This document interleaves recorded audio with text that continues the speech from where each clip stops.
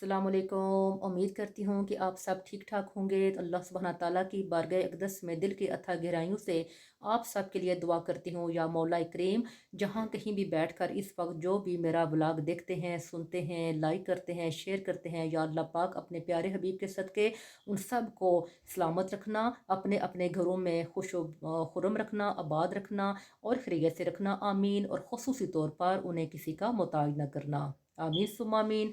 तो बढ़ते हैं जी अपने व्लॉग की तरफ। तो जी, गहरे और मुश्किल अल्फाज का इस्तेमाल इस बात की दलील नहीं है कि आपके पास बहुत इल्म है, बल्कि ज़रूरी बात को आसान अल्फाज में बयान करना ही असल में इल्म की दलील है।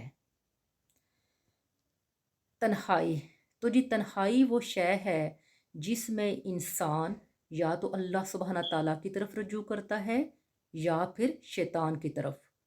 बस उसने जिसकी तरफ रजू किया उसने उसको ही पाया। तो अल्लाह सुब्हाना ताला हमें तन्हाई में अच्छा सोचने की तौफीक अता फरमाए, अच्छा करने की तौफीक अता फरमाए, नेकी करने की तौफीक अता फरमाए, इबादत करने की तौफीक अता फरमाए, नमाज पढ़ने की तौफीक अता फरमाए, कुरान पाक पढ़ने की तौफीक अता फरमाए, आमीन सुम्मा आमीन।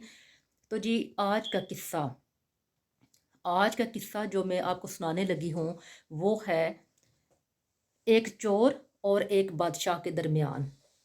होता कुछ ऐसा है कि एक चोर जो है ना, बड़ी ही होशियारी से चोरी करता था, और जो वो चोरी करके माल जो है ना जमा करके लाता था, वो अपने लिए नहीं, उस माल को, उस सारे के सारे सामान को वो ज़रूरतमंदों में बांट, उस जमा किए हुए माल को ना वो ज़रूरतमंदों और गरीबों में ना बांट देता था। फिर क्या हुआ कि एक बार ना उसने चोरी करने की तौबा कर ली, चोरी से तौबा कर ली, अल्लाह सुब्हान ताला की बारगाह अक़दस में सजदा रेज़ हुआ और उसने अपने गुनाहों की तौबा की, अल्लाह सुब्हान ताला से माफ़ी मांगी और गुमनामी की ज़िंदगी जो है ना बसर करने लगा। हुआ कुछ ऐसा कि एक रोज़ ना उसके दरवाज़े पर दस्तक हुई। जब उसने दरवाज़ा खोला तो क्या देखता है, एक रोती हुई बहन खड़ी है, एक माँ खड़ी है। उस औरत ने कहा कि भाई, मैं एक बेवा हूँ, मेरा कोई कमाने वाला नहीं है, मेरे साथ एक बच्ची है जिसकी मैंने शादी करनी है। आपके दर पे आई हूँ कि आप मेरी मदद करें ताकि मैं इज़्ज़त से अपनी बच्ची को रुखसत कर सकूं। मेरी बस आपसे यही दरख्वास्त है। औरत रो रही थी। तो क्या हुआ, उस चोर ने उस औरत को तसल्ली दी और मदद करने का वादा भी कर लिया। अब वो औरत चली गई। पीछे क्या हुआ, दोबारा ये जो है ना अल्लाह सुब्हाना ताला की बारगाह अक़दस में सजदा रेज़ हुआ और अल्लाह सुब्हाना ताला से दुआ करने लगा, या अल्लाह पाक, मैंने तो अपने गुनाहों से तौबा कर ली थी, मैंने चोरी करना छोड़ दिया था, मैं गुमनामी की ज़िंदगी बसर कर रहा था, मैं चोरी से बहुत दूर निकल आया था, लेकिन आज मैं बहुत मजबूर हो गया हूँ। एक माँ की रोती हुई आंखें मेरे सामने हैं, वो अपनी बच्ची के लिए मुझे याद कर रही थी, मेरे पास आई थी मदद के लिए। अब मैं क्या करूं, अब मैं दोबारा, मेरे पास और तो कोई काम नहीं है, कोई मेरे सामने कोई ऐसा हल नहीं है। अब मेरे पास एक ही रास्ता है दोबारा चोरी करने का, या अल्लाह पाक मुझे माफ़ फरमा देना। फिर क्या हुआ कि अगली सुबह ना वो निकल पड़ता है उसी रास्ते में। चलते चलते चलते जो है शाम हो जाती है। तो जहाँ पर जो है ना वो पहुँचता है, वो क्या देखता है, आगे ना एक और आदमी बैठा है, मुंह को छुपाए एक और आदमी बैठा है। तो उसने उससे पूछा कि ए बंदे, तू कौन है? तो वो बोला कि मैं एक चोर हूँ। फिर उसने इस अजनबी से पूछा, अब तू बता, तू कौन है? तो ये कहने लगा, मैं भी एक चोर हूँ। फिर दोनों ने फैसला किया, अगर हम दोनों ही चोर हैं तो क्यों ना मिलकर आज चोरी करें। अजनबी कहने लगा, मैं इस इलाके में नया हूँ, मुझे नहीं पता कौन सा अमीर घर है, कौन सा गरीब है, آپ میری رہنمائی فرمائیں گے؟ تو جو پہلے وہاں پہ بیٹھا ہوا تھا آدمی، اس نے بولا میرے ساتھ چلو۔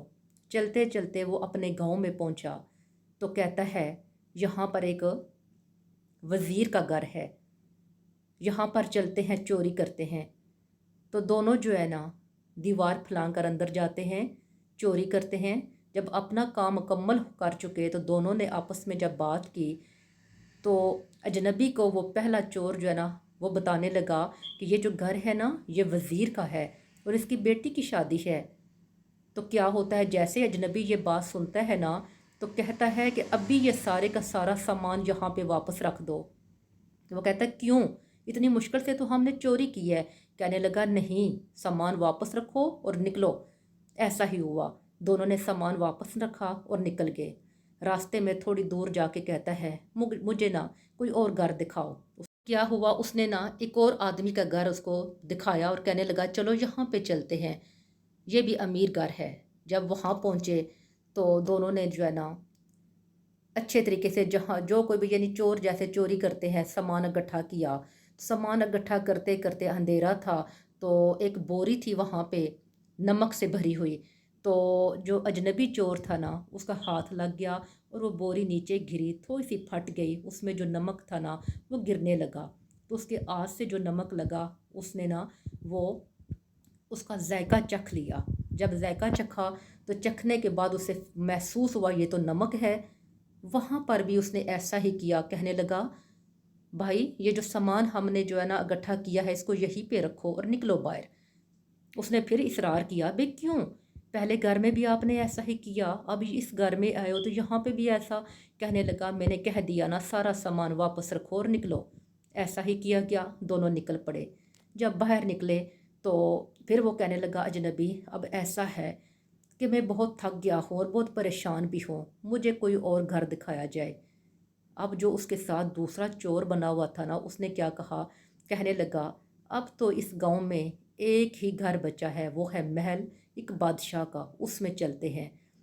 وہ راضی ہو گیا اجنبی جو تھا۔ اب دونوں جو ہے نا وہاں پر پہنچتے ہیں، خوب اچھے طریقے سے انہیں اس گھر کا صفایا کیا، بڑی محنت سے جو ہے نا، کیونکہ بہت بڑا محل تھا، اس میں سے قیمتی جو چیزیں تھیں اٹھائی گئی۔ اچانک کیا ہوتا ہے، وہاں پر جو ہے نا وہ جو بادشاہ تھا اس نے اپنی حفاظت کے لیے نا کتے رکھے ہوئے تھے، تو ایک کتیا آتی ہے ان پر بھونکنا شروع کر دیتی ہے۔ جب وہ بھونک رہی ہوتی ہے تو کتا جب دیکھتا ہے نا وہ فوراً آتا ہے، آ کر نا اس کتیا کو نا واپس لے جاتا ہے۔ ٹھیک ہے، جب واپس لے کر جاتا ہے اس کتیا کو تو کہتا ہے جب مالک ہی ساتھ ہے چور کے چوری کرنے میں تو پھر تجھے کیا تکلیف ہے۔ جب وہ کتا اس کتیا کو لے کر گیا نا تو اس اجنبی چور نے کیا کیا، کہنے لگا یہ مال بھی یہاں پہ ہی رکھو۔ تو وہ جو آدمی تھا وہ کہنے لگا پہلے والا بھئی کیوں؟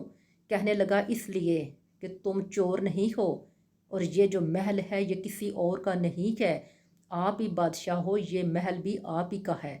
تو پھر کیا ہوا، وہ جو بادشاہ تھا نا وہ اسے کہنے لگا جو اس کے ساتھ مل کر چوری کر رہا تھا کہ بھائی چلے میری تو اصلیت آپ نے دیکھ لی، اب ذرا باقی جو دو معاملات تھے نا ان کے بارے میں مجھے ذرا بتاؤ۔ تو کہنے لگا پہلے جس وزیر کے گھر میں آپ مجھے لے کر گئے تھے، جب آپ نے مجھے بتایا کہ اس وزیر کی بیٹی کی شادی ہے تو میں ایک چور تھا، لیکن میں بے غیرت نہیں ہوں، غیرت مند ہوں کہ میں کیسے ایک بیٹی کا حق چھین کر دوسری بیٹی کو دیتا۔